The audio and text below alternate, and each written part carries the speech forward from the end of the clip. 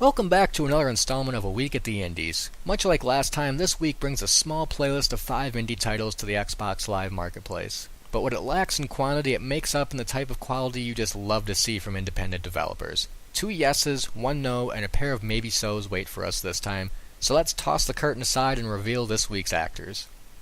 Easily my favorite this week is this puzzle platformer from Gentleman Squid Studios' 3 Dead Zed. Now, I'm a bit biased toward the genre because it's housed some of the more frustrating yet rewarding experiences I've had with a controller.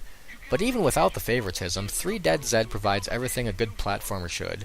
It looks and sounds great, the animation is nothing shy of professional, there's enough character to give you immersion and attachment, the movement is spot on so that every death is on you and not the controls, and the puzzles and platforms are, well, they're puzzly and they're platformy. Anyway, you're an experimental zombie that can switch between 3 different forms. A normal one with the ability to use items and attack and hit switches, a quick one that can run and wall jump but can't do anything else, and a huge hulking beast that moves slower than a Charles Dickens novel but makes up for it with the whole breaking walls and moving giant boxes thing. Your goal in all this? Break free from the test facility that spawned you. Oh, and bring some kittens with you in your escape.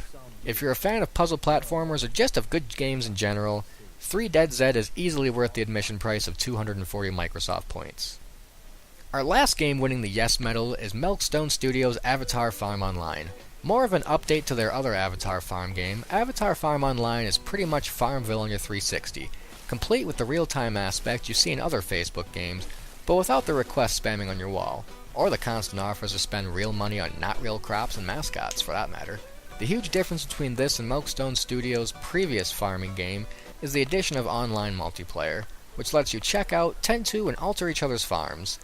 There's even a way to import your data from the original Avatar farm to this version if you wish.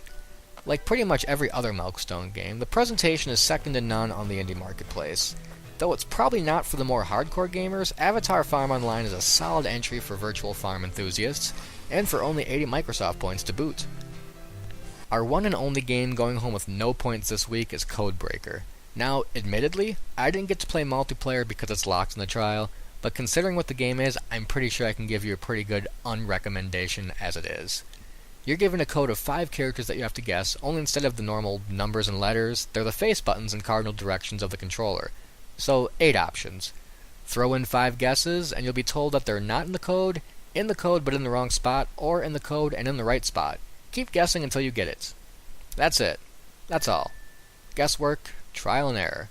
I had trouble capturing enough video to fit this description, but if I looped it, I doubt anyone would even notice because all you get is this background and some buttons being pressed.